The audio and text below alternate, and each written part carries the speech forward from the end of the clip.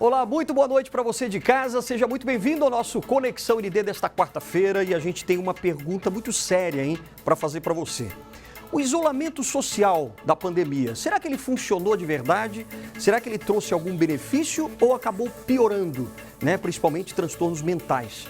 Porque a gente sabe que tem muita gente que sofreu e sofre ainda, né, com depressão, transtornos de ansiedade. E como é que a gente pode tratar isso, né? Como é que a gente pode encarar a vida de uma forma diferente agora nesse, digamos, pós-pandemia? Porque a gente está se encaminhando aí para o final da pandemia, graças a Deus, né?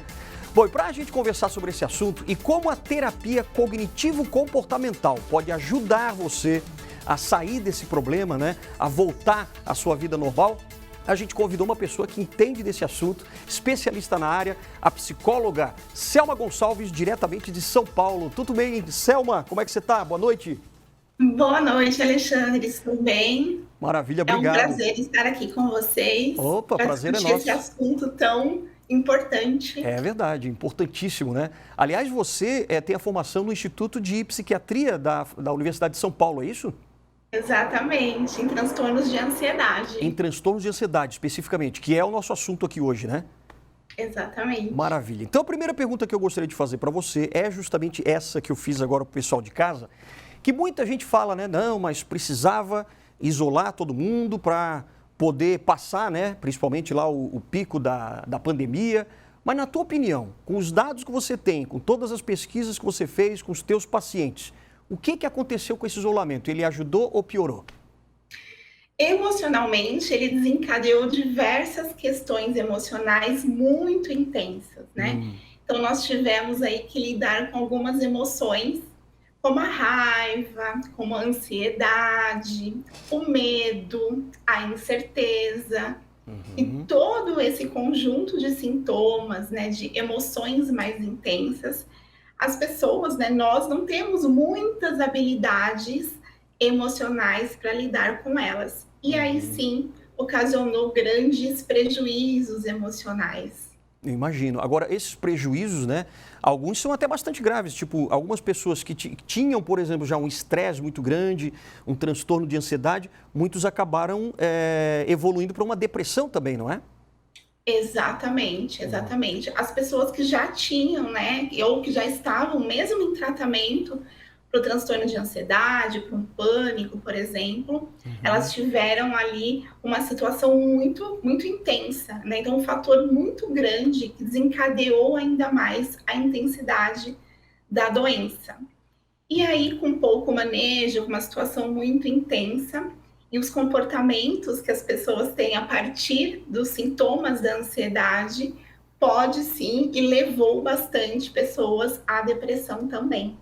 Você tem vários pacientes. No que você percebeu, por exemplo, ao longo, né, da pandemia, desde o início lá de 2020? Como é que você observou o comportamento das pessoas? Até daquelas pessoas que você já tratava antes, né, da pandemia? Uhum. Teve um nível muito grande de ansiedade, de Hum. medo, né? Se a gente for pensar nos transtornos de ansiedade, a principal característica deles é o medo e a incerteza, né? A baixa tolerância à incerteza. Uhum. E durante a pandemia, os principais fatores eram esses, né? O medo, tanto da doença, do que vai acontecer, com o futuro, com o presente. Então, foi aí uma prova de fogo muito grande para quem já sofria, né, de um transtorno de ansiedade. E quem não sofria, mas tinha aí já uma predisposição, foi a gota d'água para desencadear todo esse processo da doença também.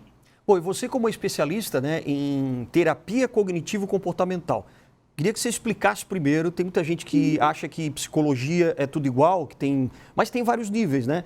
E a terapia cognitivo-comportamental é uma parte da psicologia. Explica um pouquinho pra gente isso. Vamos lá, vou explicar direitinho. Na graduação de psicologia, quando nós nos formamos psicólogos, Hum, nós precisamos escolher uma abordagem teórica com a uhum, qual a gente vai embasar aí a nossa prática clínica. certo.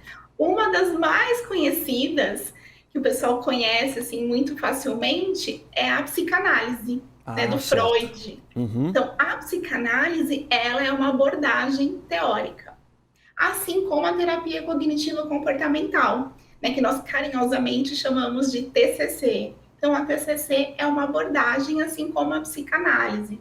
Então, é um Ah, embasamento teórico que nós seguimos, né, embasamos aí o nosso processo terapêutico em uhum. prol aí, né, dos objetivos terapêuticos.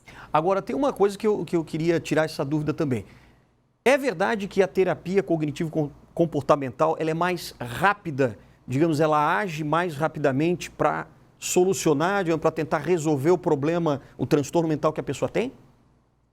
Na verdade, a terapia cognitivo-comportamental, ela é mais objetiva, ela é Certo. mais focada, né? Então, a gente Hum, trabalha ali com objetivo terapêutico. Então, por exemplo, a pessoa chega e é diagnosticada com um transtorno de ansiedade, um pânico, por exemplo.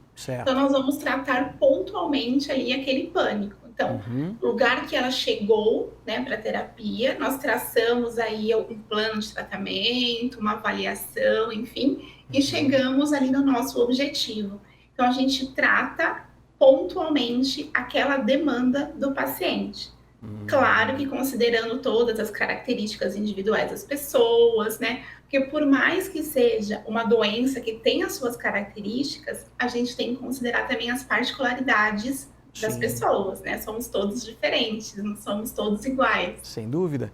Agora sim, ó, tem algumas pessoas se perguntam, né, e eu já vi muita dúvida também nos consultórios, onde as pessoas atendem, que é assim, mas eu preferia fazer uma análise, digamos, né, um atendimento psicológico daqueles que duram 2, 3, 4, 5 anos, às vezes 10 anos, para poder investigar a fundo o problema e tentar resolver.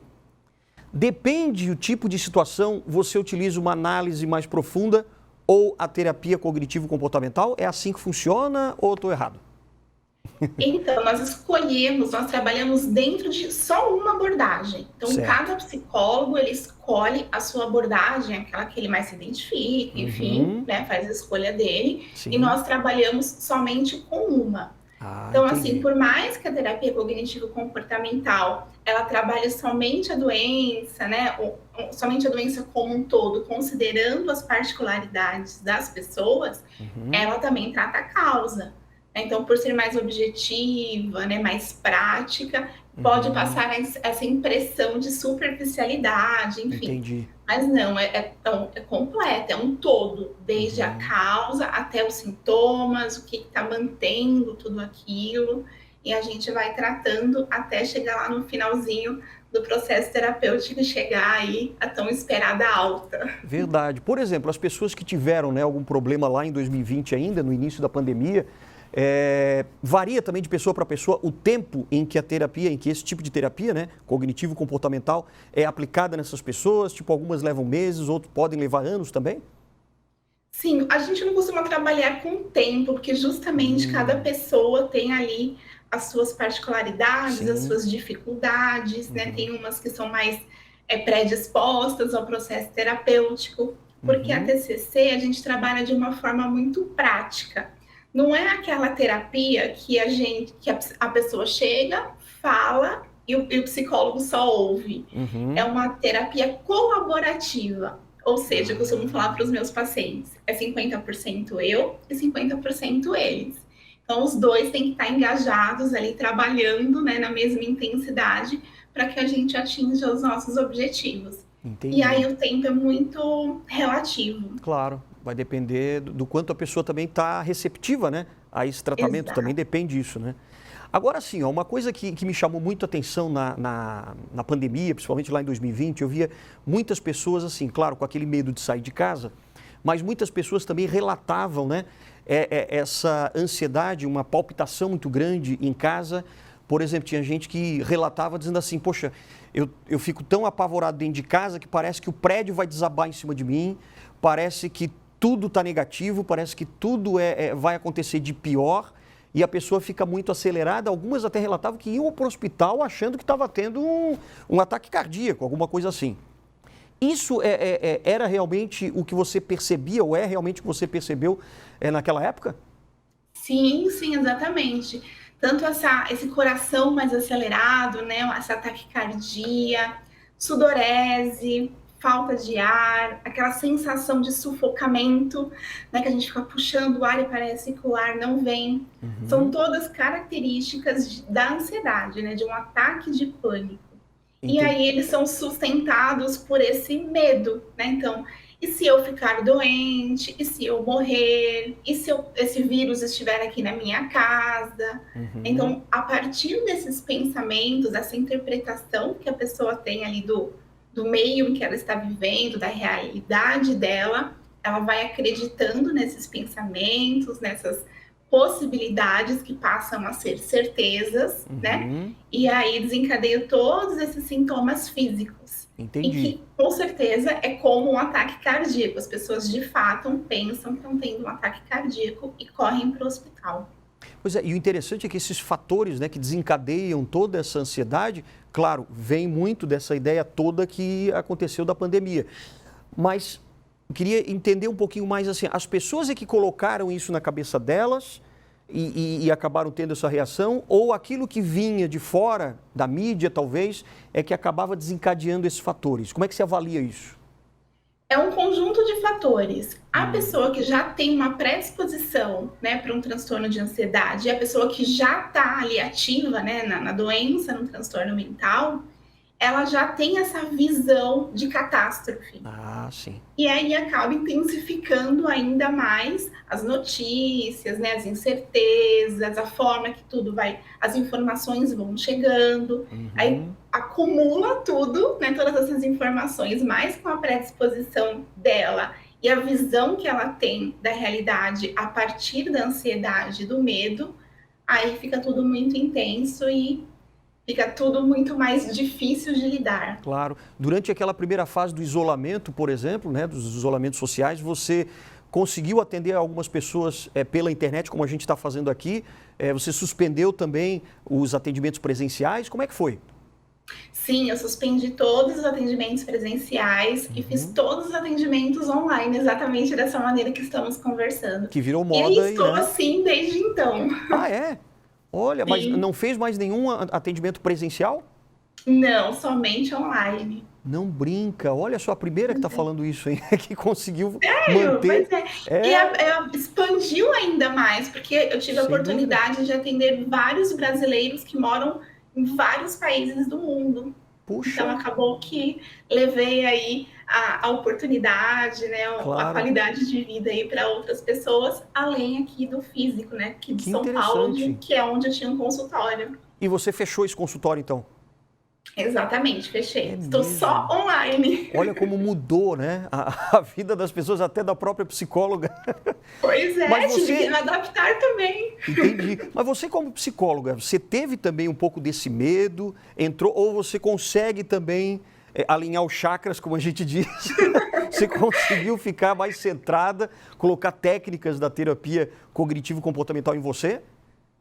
Sim, e isso é uma coisa muito importante, um dado muito importante, porque a Hum, terapia cognitivo-comportamental, uhum, uma das premissas dela é que nós, terapeutas, né, psicólogos da TCC, nós vamos instrumentalizar os nossos pacientes a serem os seus próprios terapeutas. Então, a gente Ah, instrumentaliza eles com uhum, todos os recursos, né, para que eles sejam os seus próprios terapeutas.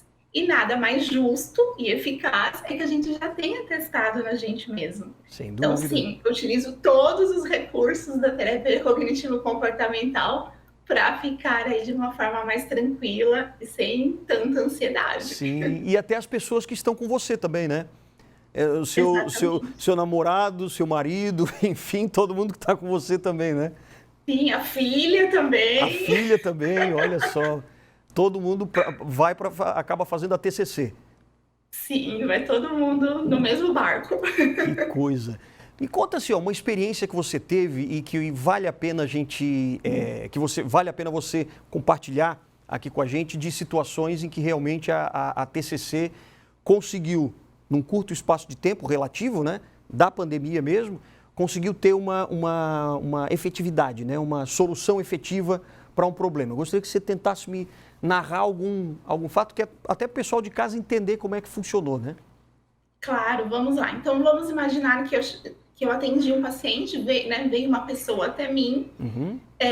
num quadro grave de ansiedade, com ataques de pânico, que são esses que você relatou, né? Taquicardia, Isso. medo de infartar, enfim. Aham. E meio que paralisada, sem conseguir sair de casa. Claro que a gente tinha essa questão do isolamento, mas a gente tinha que fazer algumas coisas fora de casa. Sim. E mesmo essas coisas básicas, a pessoa não conseguia sair. Isso foi muito, muito recorrente mesmo, né? De pacientes que chegaram assim. Uhum. E aí a gente vai trabalhando a questão dos sintomas, porque na ansiedade a gente interpreta os sintomas ansiosos como algo muito trágico, como se algo pior fosse acontecer. Sei. Então a gente ajuda a identificar esses sintomas, né, a entender de onde eles vêm e por que eles aparecem, a identificar quais são os pensamentos que estão causando essas emoções. Então, vou te dar um exemplo. E se eu pegar esse vírus? Eu Uhum. vou morrer. Então, assim, já vem como uma certeza. A Eu vou sentença, né? morrer. Entendi. Só que nós não temos essa certeza. Então, a gente ajuda, né, o paciente a entender esse pensamento e conseguir fazer uma análise ali dele de que não é uma verdade. A gente pode pegar um vírus, mas não necessariamente é uma regra que vamos morrer. Nesse ponto, eu gostaria até de tipo, fazer uma pergunta, que é bem assim do nosso âmbito aqui do jornalismo, né? Porque as pessoas, claro, ficaram sabendo da pandemia, do coronavírus, o novo coronavírus na época, né? Que agora já não é mais novo, mas na época ficaram sabendo pela televisão, basicamente, pelos jornais, pela revista, enfim, pela imprensa, né? E aí, nós soubemos também, um pouco mais tarde, né? Não tão no início ainda, mas nós soubemos que o coronavírus e a infecção era assim, 98% das pessoas não teriam essa infecção. As que teriam, esses 2% aproximadamente, tantos por cento, 80% não sofreria grandes danos, apenas 20% poderiam evoluir para um quadro um pouco mais grave. Então, quer dizer, a letalidade da doença era tão pequena, mas mesmo assim as pessoas tiveram esse pânico exacerbado. Você acha que isso realmente foi culpa um pouco de autoridades, de mídia? Como é que você viu isso? Esse pânico generalizado. Como a pessoa interpreta tudo isso que ela está ouvindo e vendo. Porque, assim, vamos pensar que a pessoa ansiosa, ela coloca um óculos da ansiedade. E Certo. ela começa a enxergar toda a realidade através daquele óculos. Então, para ela, é tudo muito grande, é tudo muito intenso. E uma possibilidade, ela deixa de ser uma possibilidade e passa a ser uma certeza. Então, ela desconsidera esse 2%, ela desconsidera as porcentagens menores. Ela pega um todo, ela catastrofiza todas as informações. E aí, para ela, é uma verdade absoluta. Se eu pegar, eu morro.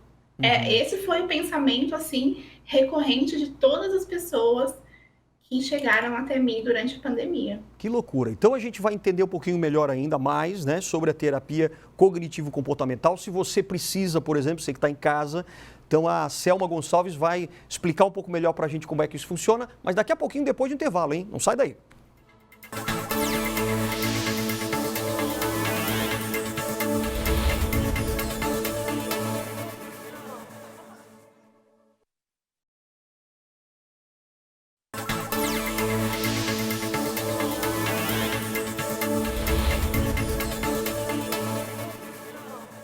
Pois é, no nosso Conexão ND de hoje a gente está tratando um pouquinho sobre as causas, né, as consequências emocionais que a pandemia trouxe para muita gente. Depressão, bipolaridade, transtorno de ansiedade, um estresse muito exacerbado, né? Muitas pessoas não conseguindo sair de casa, por exemplo, para poder fazer as suas atividades normais, para trabalhar, etc. Então muita gente ficou com essa sequela. E existe a terapia cognitivo-comportamental, que a Selma, psicóloga, a Selma Gonçalves, lá de São Paulo, que está dando a honra da sua presença aqui hoje no Conexão ND, né, que é especialista nesse assunto. Aliás, você treina e capacita também os próprios psicólogos para aplicarem a TCC, a terapia cognitivo-comportamental, em seus pacientes, é isso? Exatamente, já tem aí alguns anos em que eu me dediquei e descobri aí esse amor em ensinar também, né? Então, através de cursos, de prática clínica, a partir Uhum. de supervisão, ou seja, os psicólogos, eles me procuram para que eu supervisione a sua prática clínica, né? Seus Olha, atendimentos. que bacana. E tem sido muito importante, Eu tem imagino. capacitado aí vários psicólogos do Brasil todo, Ah, do Brasil todo. E sempre também pela internet, né? sempre Dá pela para fazer internet. isso. Que bacana. Você estava falando também para a gente nos bastidores, quer dizer, né? Pela internet também, mas por telefone, que você criou também um programa muito interessante. Deixa eu ver aqui, você mandou, é o Você no Controle da Ansiedade, é isso? É um programa que você Exatamente. criou onde? Em São Paulo mesmo, dentro do Instituto de Psiquiatria? Como é que foi? Não, é um programa que eu criei mesmo dentro, né? Eu aplico dentro do consultório quando estava presencial e Certo. agora de forma online. Então ele tem Hum, um número, né, exato aí de encontros, onde a uhum, gente vai trabalhando pontualmente a ansiedade. Então vou capacitando a pessoa a identificar a ansiedade, a fazer uma análise crítica ali, né, do que ela está pensando, do que ela está sentindo, e encontrando formas alternativas de lidar com tudo aquilo que ela está sentindo, pensando e o que está ocasionando na vida dela. Então, assim, além de você treinar os psicólogos, você treina também os próprios pacientes, para que eles saibam, né, como tratar aquilo. Exatamente. É um programa diferente do processo psicoterapêutico, Claro, tá? claro. É Aham. um programa bem pontual, com um número bem exato ali de encontros, em Uhum. que essa capacitação vai acontecendo. Mas ele não tem os mesmos resultados do processo terapêutico, ele é bem Claro. pontual. Entendi. Mas é para um nível que mais leve de ansiedade, moderado, seria isso? É um nível de leve a moderado e que Uhum. não tenha um diagnóstico, ou seja, Ah, não tem certo. um transtorno de ansiedade, não tem um pânico, não tem um toque, por exemplo. É para não deixar evoluir para um quadro mais grave. E exatamente. Entendi. Por exemplo, nessas questões de ansiedade, em alguns casos, talvez a pessoa precisa até tomar remédio, né? Exato. Em Hum, muitos casos precisam. Mas aí vai do psicólogo também ter esse olhar clínico ali, fazer uma avaliação e encaminhar para o profissional que faz essa avaliação, né? E receita ali uma medicação se for necessário, que no uhum. caso é o psiquiatra. Certo. Psiquiatra que tem que dar o diagnóstico para poder, em conjunto com o psicólogo, né, ver qual é o melhor tratamento. Exatamente. Medicação é só com psiquiatra, Sim, só com sim. médico. Que isso fique bem claro, né? O psicólogo nunca Uhum. receita, ele faz a terapia, faz o processo terapêutico, Exatamente. né? Você já passou também, uma vez uma psicóloga contou para mim que todo psicólogo tem também um psicólogo, é isso? É isso aí Você tem a também. sua Já também? passei sim no processo terapêutico em Também. TCC. Pelo TCC mesmo. Entendi. Sim, É diferente, por exemplo, você passar. Existe, por exemplo, o TCC, a terapia cognitivo-comportamental, para depressão. Por exemplo, a pessoa que chegou num grau de depressão já um pouco mais avançado, digamos, por causa da pandemia, do isolamento e tal. Também é possível fazer a TCC nesses casos? sim, é inclusive muito indicado, né? Então, assim, se Hum, nós formos pensar a nível de tratamento, hum, o tratamento mais eficaz para a depressão é com a TCC. Isso não sou eu que estou dizendo, né? São os sim. artigos aí que comprovam as evidências científicas que Uhum. nos diz que sim, né? Que a TCC é mais indicada para os transtornos de ansiedade, para depressão e alguns outros transtornos. Entendi.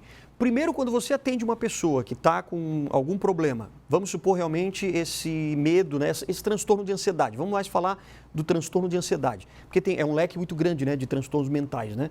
Você Sim, tem o sim. bipolar, o muito estressado, menos estressado, mais depressivo, menos depressivo, mais ansioso, menos ansioso. Então tem um leque grande.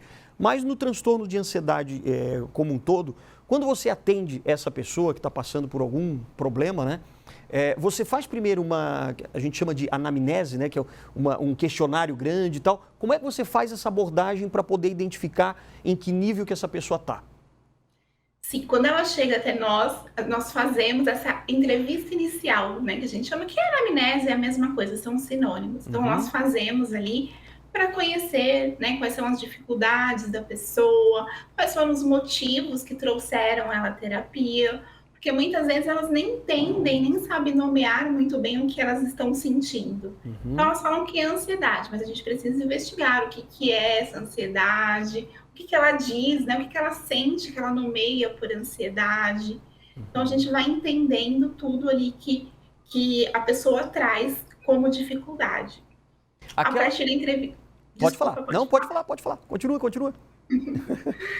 Aí, a partir da entrevista inicial, nós entramos num processo de avaliação, né? Dentro da TCC, ela é marcada por algumas fases, o processo terapêutico. Então, a fase de avaliação é quando a gente vai entender todo o funcionamento cognitivo do paciente, que aí é aquelas particularidades, né, que eu falei logo no início. Então, quais são as suas particularidades, quais são as suas dificuldades, vamos entender de onde que está vindo as dificuldades, quais são os pilares aí que sustentam tudo isso. E ao final desse processo de avaliação, a gente devolve, né, tem essa devolutiva para o paciente, para ele se conhecer, para ele entender o que está acontecendo, quais são suas dificuldades.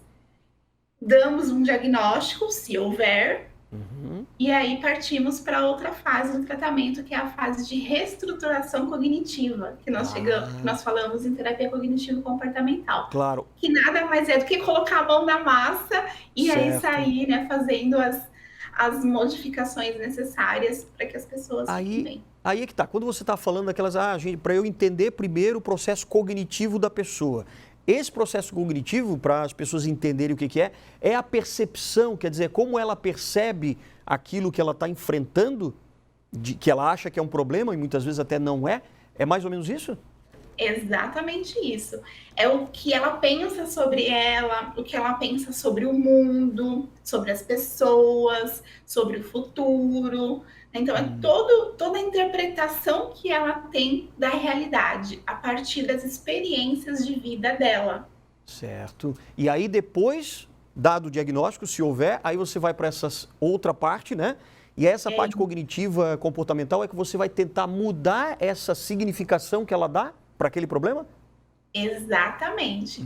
Aí, a partir das metas, né, dos nossos objetivos ali terapêuticos, compartilhados e construídos com o paciente, nós vamos fazer as modificações, o processo terapêutico ali, colocar a mão na massa, né? Então, modificar ali tudo que causa sofrimento e trazer um alívio de tudo que os trouxe, né, até o processo terapêutico. Entendi. Vou te colocar aqui uma situação que aconteceu com umas pessoas que eu conheço, até da família também, mas assim, as pessoas diziam muito que ficavam sozinhas em casa, né? Bem no meio daquela pandemia, e aí a pessoa estava fora, afastada do trabalho, porque né, era aquele início todo confuso, que a gente não entendia o que estava acontecendo direito. E aí as pessoas diziam assim, não, mas eu tenho a impressão de que qualquer barulho que dá na rua, parece que o prédio vai cair. Onde eu tô, onde a pessoa estava, né? Parece que o prédio vai cair. E a pessoa tinha a sensação de que qualquer barulho era uma ameaça. Dentro dessa ameaça que a pessoa sofria, e aí dava muita taquicardia, né? A pessoa ficava com o coração acelerado. Teve uma vez que me disse até que procurou um hospital porque estava realmente achando que ia sofrer um infarto e não sabia o que estava acontecendo. E aí depois, mais tarde, ela foi ver que tinha realmente essa ansiedade muito exacerbada. A terapia cognitivo-comportamental, como é que mexe nessa questão para fazer a pessoa entender que o prédio não vai cair? Como é que acontece isso? Na TCC, nós trabalhamos da seguinte maneira, nós pensamos da seguinte maneira. Tem uma situação que a pessoa está passando, que ocasiona alguns pensamentos automáticos, que faz a pessoa sentir alguma coisa e ter algum comportamento. Então, colocando desse exemplo que você citou. Então, a situação, o que é? Um barulho muito forte faz a pessoa pensar alguma coisa. Então, a mente dispara alguns pensamentos. Então, o prédio vai cair, eu vou morrer, eu vou sofrer um acidente. Esses são os pensamentos. E aí faz ela sentir alguma emoção. Por exemplo, medo. Por exemplo, ansiedade. E aí vem todos os sintomas físicos, a taquicardia, sudorese, o tremor, né? O vômito, muitas pessoas também têm a ânsia, né? Enfim, sensação de desmaio. e aí levam elas a algum comportamento. Então, por exemplo, elas podem sair correndo, elas podem gritar por socorro, elas podem sair correndo para um hospital, enfim. Aí cada pessoa tem, né, um comportamento Uhum. que a gente acaba chamando de disfuncional também, porque não tá funcional. Aquela interpretação que ela teve da situação não é uma interpretação funcional. Ela está muito distorcida da realidade. Entendi. E a TCC, como é que ela entra nessa questão?